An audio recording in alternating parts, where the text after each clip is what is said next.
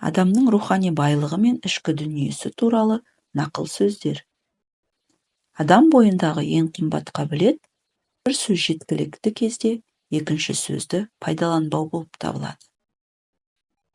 Өзіңіздің кім екеніңізді білгіңіз келсе, онда ештеңе сұрамаңыз. Жай ғана әрекет қылыңыз.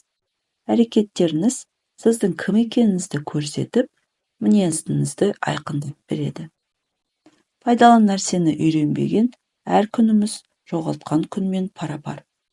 Адамның уақытынан гөрі жоғары және одан қымбат ешқандай мүлік жоқ. Бір рет өтірік айтуға өзіне рұқсат берген кісі, екінші рет өтірік айтуға да тайынбайды.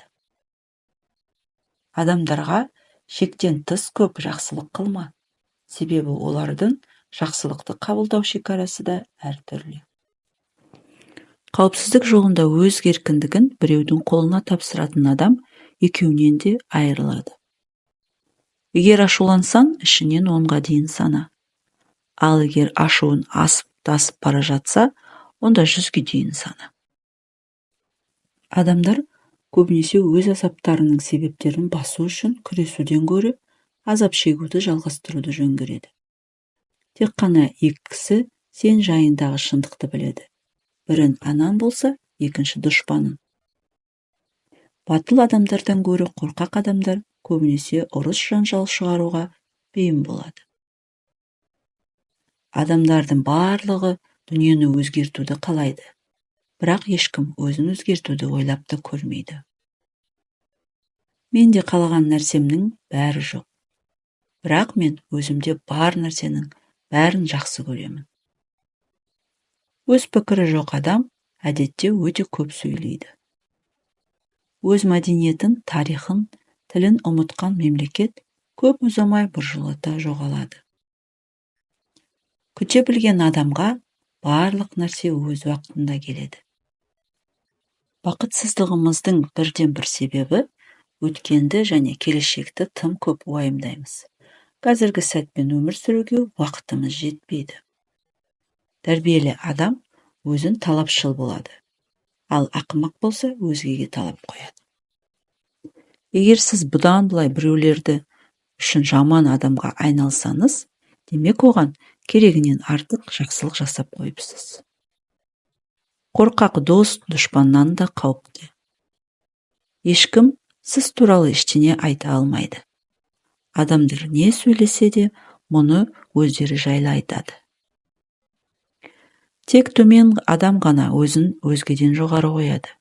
Ал нағыз адам өзінің бірінші де, соңғы да адам емес екендігін жақсы біледі.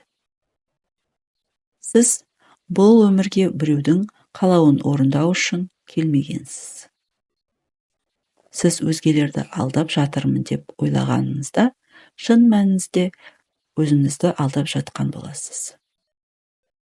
Кім күшті, кім ақылды, кім бай, кім сұлу екендігінің қандай farқы бар? Ең маңыздысы, сіз бақыттысыз ба? Мәселе сонда. Үмітсіздік тек қана күту бар жерде болады. Мені ештеңе үмітсіздікке түсіре алмайды. Себебі мен ешкімнің ештеңе күтпеймін. Мейірімге қалай жетуді ойлауды доғар. Оны айналана өзің бер. Берсең ғана ала аласың. Басқа жол жоқ. Бойыңыздағы күдіктену қасиетін жоғалтып алмаңыз. Ол сіздегі ең қымбат нәрсе. Себебі күндердің күнінде ол сізге ақиқатты білуге жәрдем береді. Перзенттеріңізді тәрбиелемей-ақ қойыңыз. Олар бәрібір сізге қарап өседі. Сол үшін алдымен өзіңізді тәрбиелеңіз. Адамдардың бәрі айға ұқсайды. Бәрінің ешкім білмейтін қараңғы бар. Өлім төсегінде жатқан адамдар екі-ақ нәрсеге өкінеді екен. Бірі адамдарға көбірек махаббат бере алмағанына, және көбірек саяхаттамағанына. Сіздің армандарыңызды түкке тұрмайтын бірдеңе дейтін адамдардан аулақ болыңыз. Себебі өзі түкке тұрмайтын адамдар сізді де батпаққа тартады. Ал ұлы адамдар сіздің де ұлы адам болатыныңызға үлкен сеніммен қарайды. Егер аш итті тауып алып оны бақсаңыз, ол келешекте сізді қаппайды.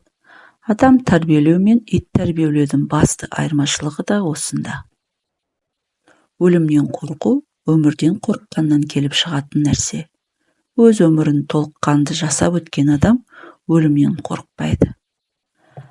Адамзаттың ең үлкен құралы күлкі.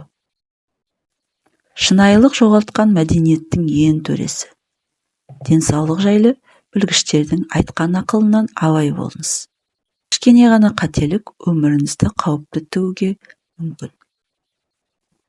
Бір істі бастағаныңызға жетістікке жетпейінше, сізді тентектер қатарынан қосатындар көп болады. Оған бола өз ісіңізден бас тартпаңыз. Себебі ол қалыпты жағдай. Адам үшін оның өміріне маңызды екі күн бар. Бірі туған күніңіз, екінші не үшін туғаныңызды түсінген күніңіз. Өмірде жетістікке жетудің ең жақсы жолы біреуге берген ақылына өзін амал ету. Бүгінгі күнімізді бекер өткізіп жүргеніміз үшін болашағымызға алаңдаймыз. Еш нәрсем қалмады дегенде де барлық нәрсем бар. Өмірімізді пайда болған адамдардың кейбірі бізге бақыт сыйлау үшін келген болса, қалғандары сабақ беру үшін келген болады. Махаббатсыз іс құлдыққа тең.